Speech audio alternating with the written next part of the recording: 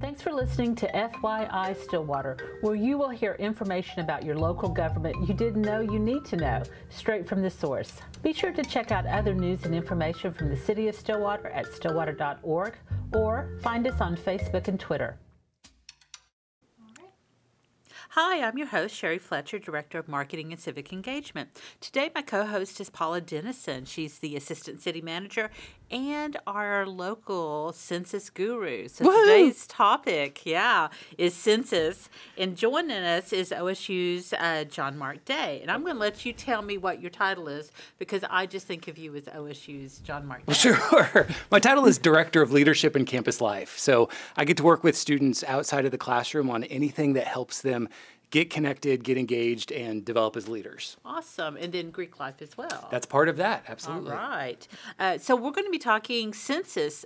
Census Day is April 1st. Yes, so it is. And that's a Wednesday. It's a Wednesday? Yes. Yes, because we've been counting down since... the last year and 3 or 4 months or so. Census is really important. It's not only important to the City of Stillwater, it's important to Payne County and to OSU. So what we're going to discuss today is...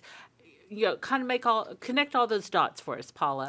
And I'm just going to let you kind of give us an overview of why it's important and what those dots are. Okay, great. Thanks, Sherry. And welcome, John Mark. It's good to have you here with us. It's exciting to be here. Yeah, and you've done a lot for promoting the census on and off campus, and we certainly appreciate that tremendously. So one of the reasons the census is so important is for, of course, the congressional redistricting, right, and making sure that Oklahoma is fairly represented in Congress. So that's very important to us, especially local government and Oklahoma State being part of the state government system. So that's one important piece. And we have lost representation. We have lost. Oklahoma has. So, yes, so we have have a history of this. So you're right. It's very important. Yes, we want our fair share instead of giving it to another state. Absolutely. Same thing with money. Now let's talk money. Let's talk money.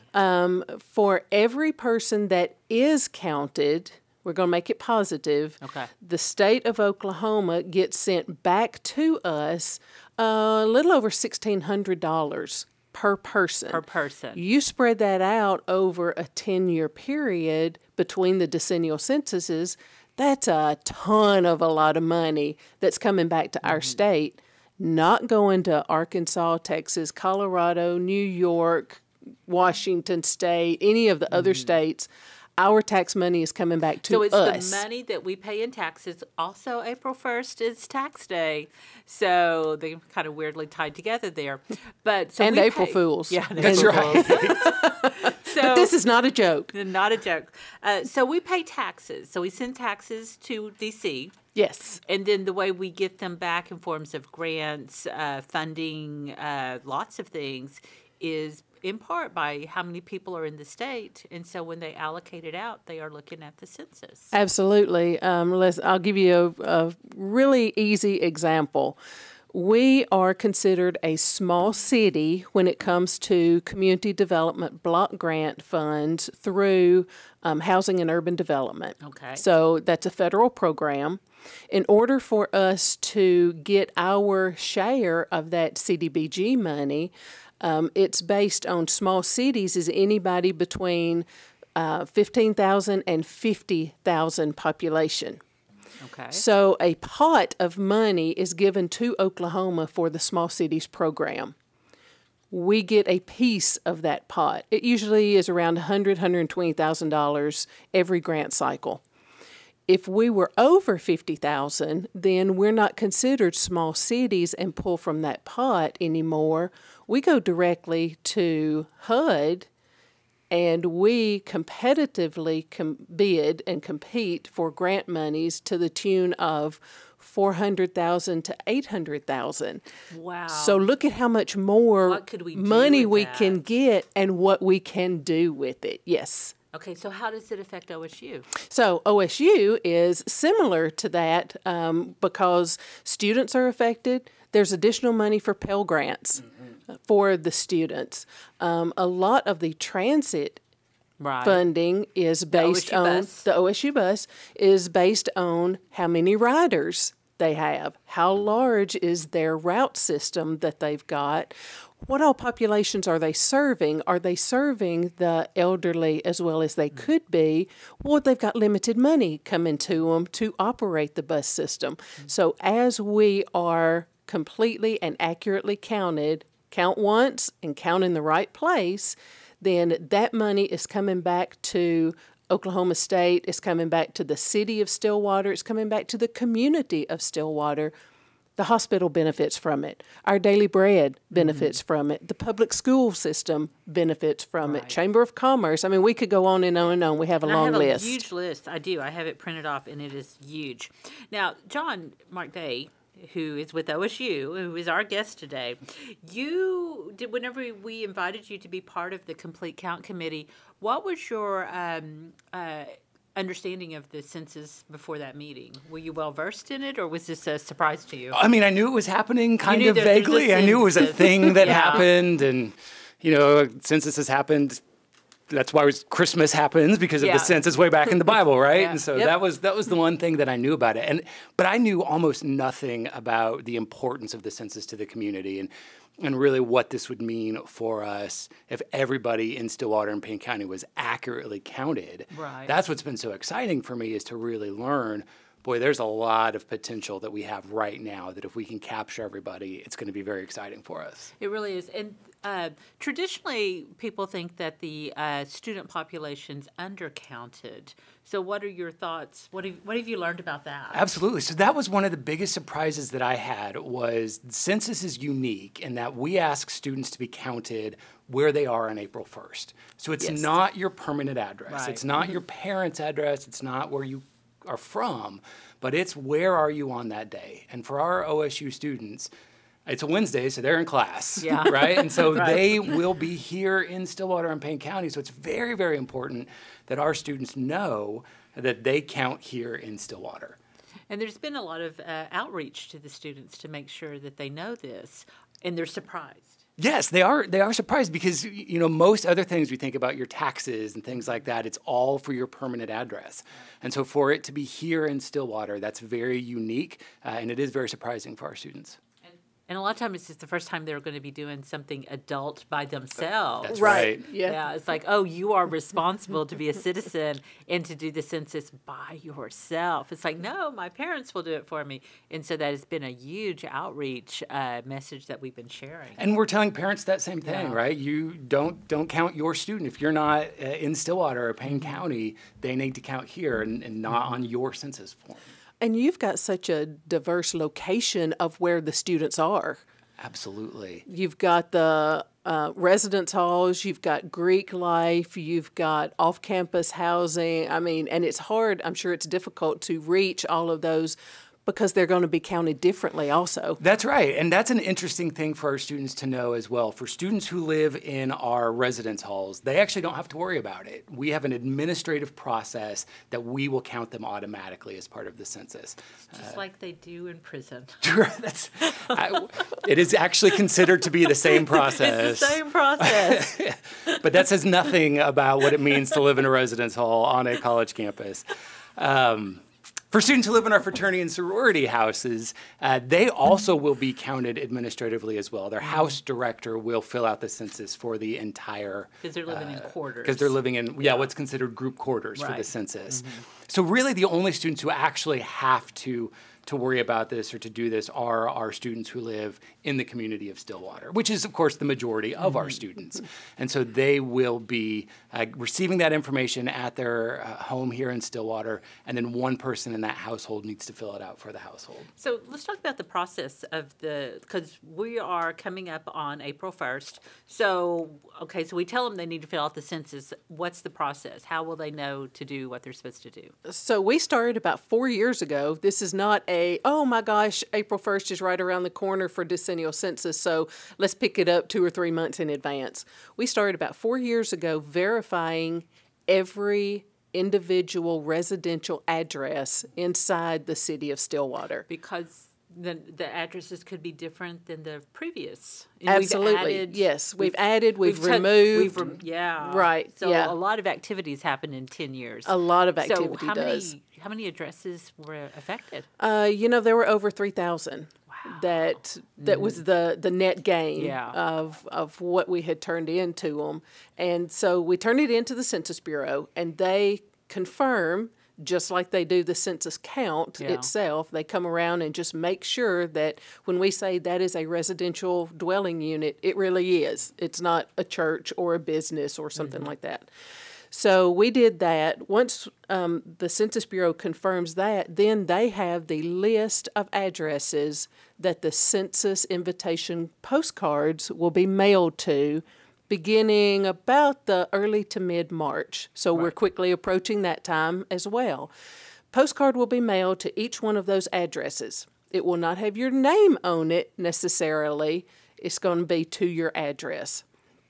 It'll have a unique identifier on there for your address. This census is going to be completely different than previous ones because it's not a paper form that you get in the mail to fill out.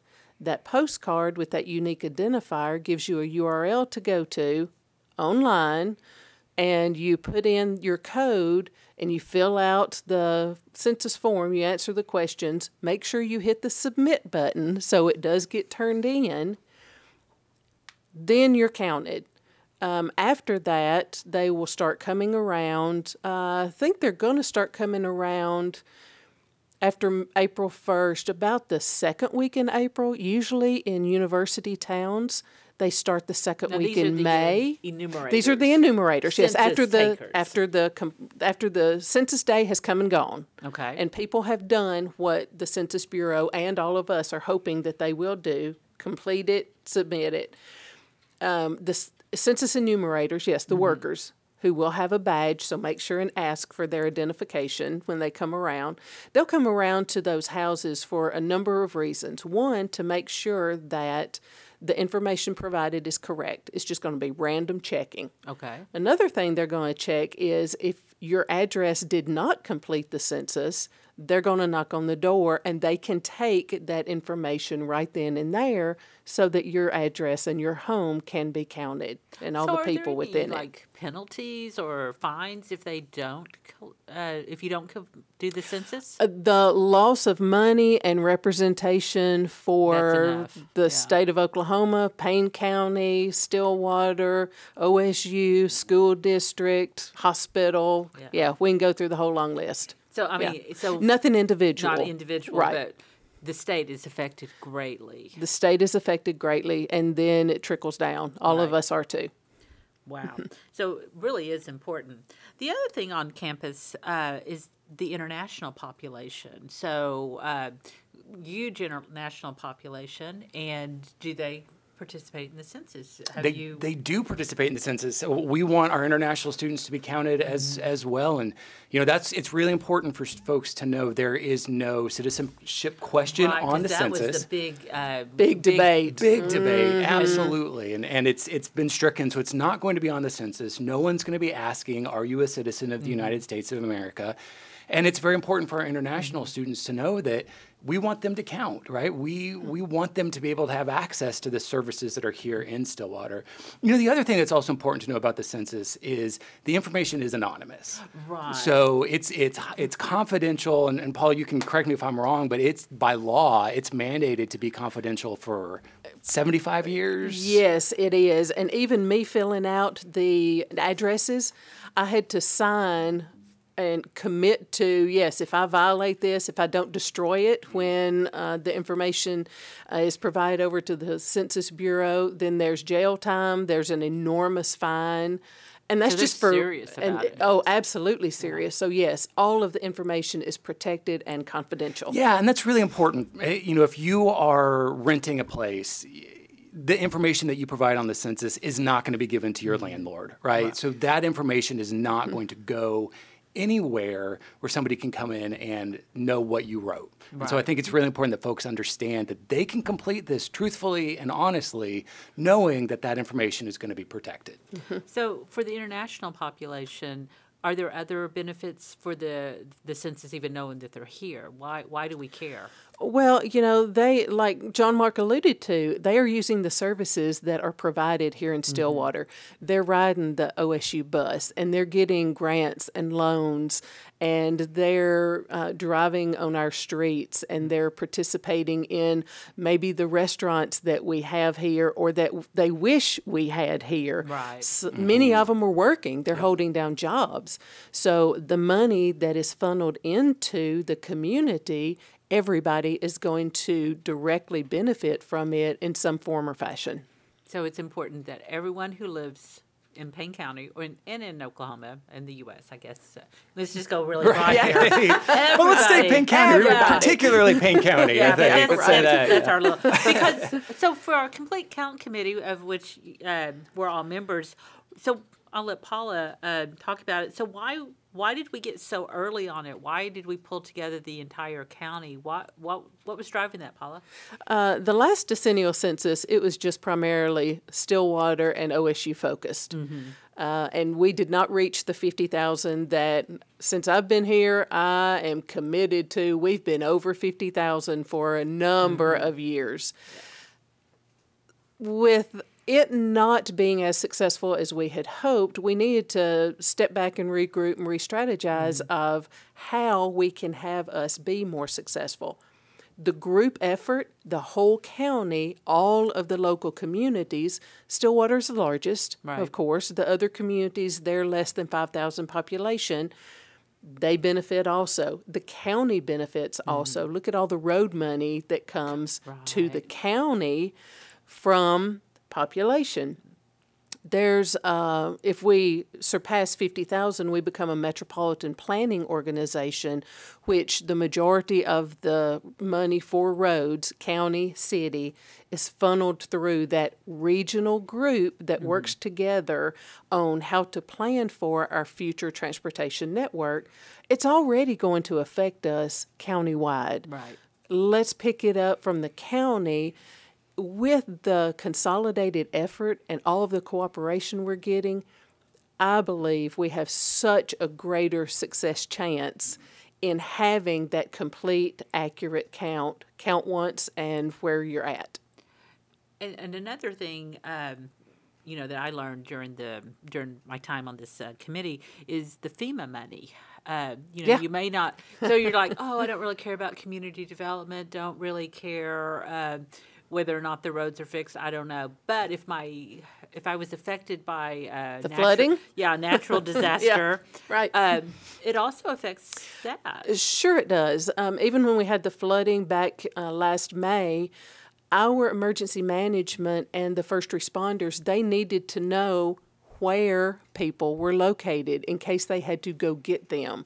They also needed to know, are we going to need 3 boats to get out there because there's 80 people, or are there 2 people and we can get them with 1? So the resources that are utilized, knowing where people are and how many are there in an emergency situation, critical to know that.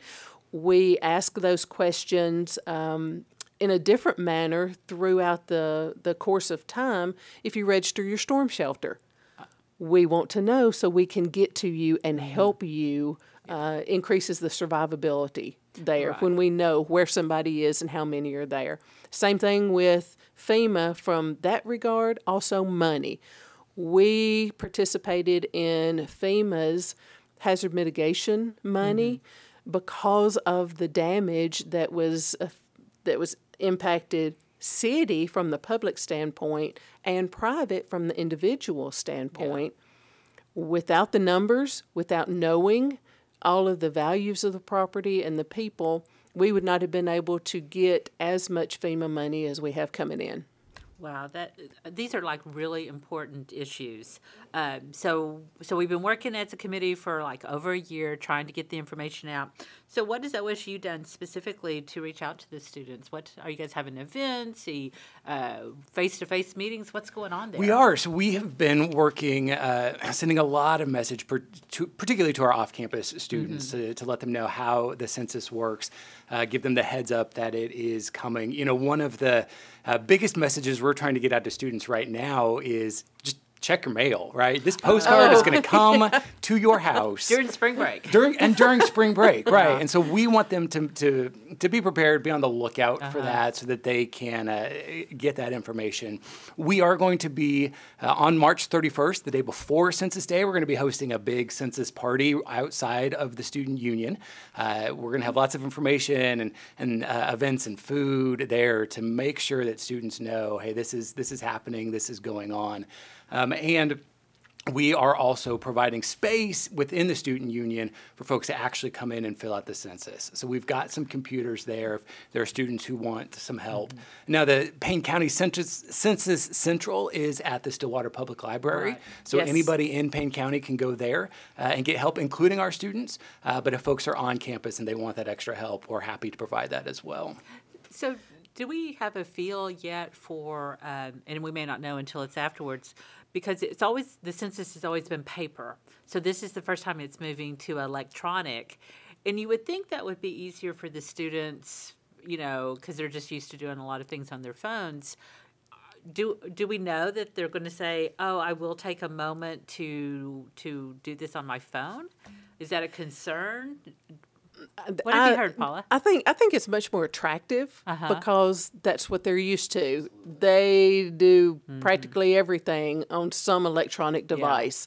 Doesn't have to be your phone. It can be your iPad. It can be your desktop, whatever, as long as you've got that internet connection. Right. And that's what John Mark alluded to, is they're going to have set up to aid folks in completing the census, just as the Stillwater Public Library Census Central is going to. But that does not mean that we're taking your information and inputting it for you. You still are the responsible party to complete the census form on your own. Yeah. But yeah, I think it's going to be much more attractive to the 30 and under group, maybe even 35, 38, 40 and under group, that it's going to be available in that more easily accessed form. Well, I'm real excited about this census party. I think that would be a lot of fun, but there's also people there that. So if you did have a question, am I supposed to fill this out? Just because the students they're used to. Like my parents have always taken care of me. Yes. I need. Am I supposed to be doing this? Am I not? What do I put as my address? I was kind of thinking about my daughter, who actually is in Tempe, Arizona, going to school there. So she's rented a studio apartment in someone else's house. So the address, she does have a studio address, but it's in a residential. So I'm not sure. Will she get a postcard for her little studio apartment inside? But probably not, because the studio apartment was built after probably the addresses went in. Oh, yeah, it could be. So now I'm thinking the house, the people she's renting from need to include her on their census. So there's kind of weird things that kind of pop up. And it's like, how do you handle that? So by having March 31st as a resource day, come and ask. I'm sure there'll be librarians there who have done some training on learning how some of the peculiarities of the census. So this is all really exciting, and I can't really wait to see how it turns out. Yeah, us too. Right now, the state estimates the population of Stillwater at 50,391. Oh, wow. We have just got to prove it. Wow, it's that close. It is that close. Ooh. Yeah. Yeah. That's like one undergraduate. It's a teaser. That's right. Classroom. That's right. Yeah. And it's a teaser. Yeah. It is. And that challenges us on and off campus. Okay, now we've got to prove it. That's right. I think anybody who's driven down Perkins Road at 5 o'clock in the afternoon knows that there are more than 50,000 people in Stillwater. Yes. And they're all trying to turn left right there. But I think this is our opportunity to say, we know this, and now we can prove it. And that's what's so great about this. Yeah. Well, and I'm going to switch gears just a little bit, because we haven't really talked athletics. So let's talk athletics. We hear quite often from the athletics department, wow, when we bring students in, when we're recruiting them, and they come in with their families, and they're 16, 17, 18 years old, campus is great, the programs are fantastic. What are they going to do if they want to do something off campus? Ooh, well, okay, not a tremendously appealing activity list for them to do at that age. We've got a number of things you can do 21 and older, but anybody under 21. So having the complete count, having it over a certain threshold, look at the entertainment venues that now Stillwater is on their radar.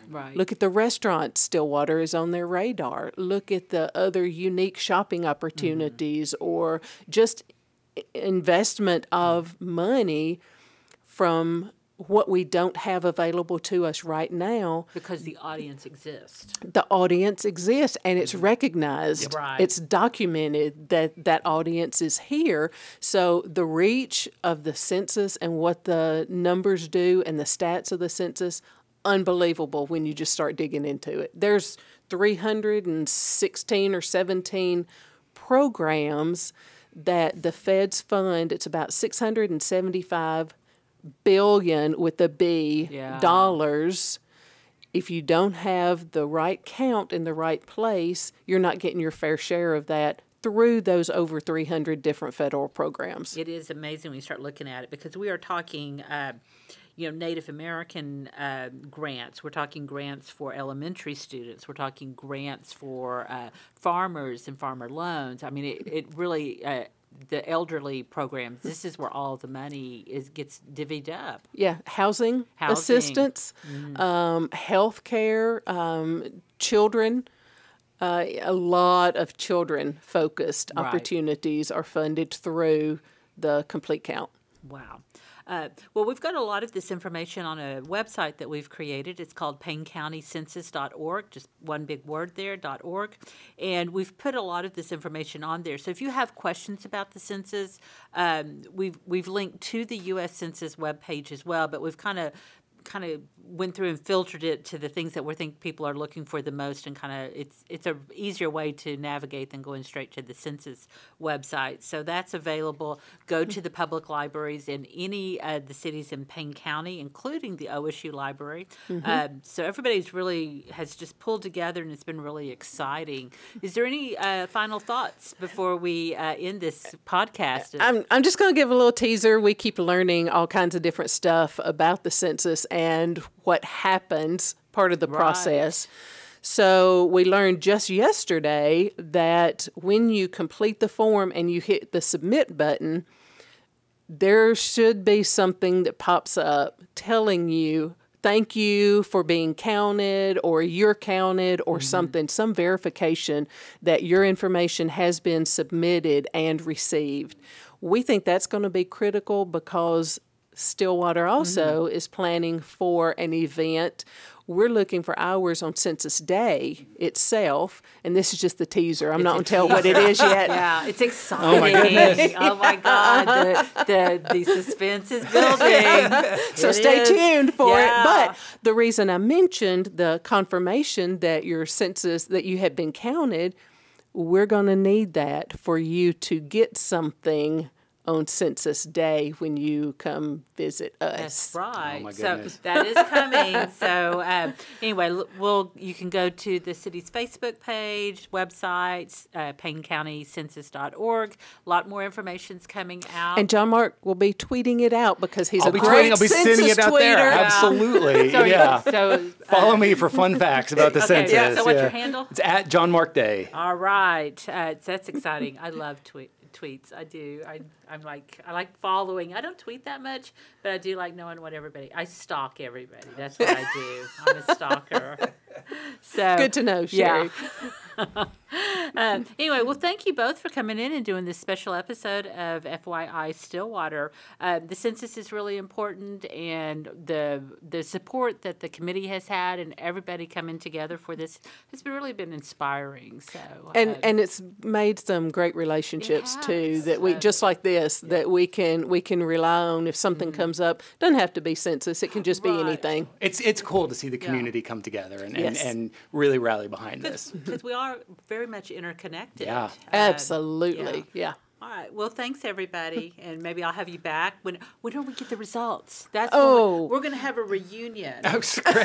Can we have a big reveal where the number gets flashed up? Maybe we'll do it video style next time, and we'll have like a little counter. That would be good. We are going there, folks. We are going there. All right. So the president, of course, has to verify the census first before it gets distributed out to anybody else.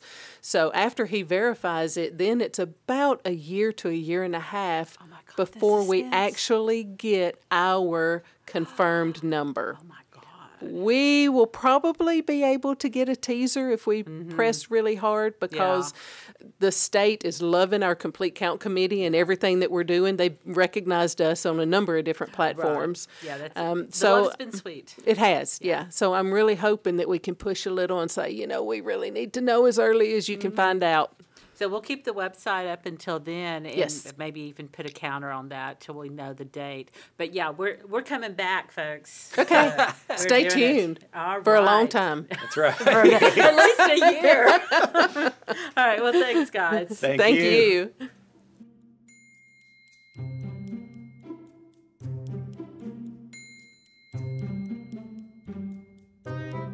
Thanks for listening to FYI Stillwater. If you like this episode, help us out and give us a like or share us with your friends.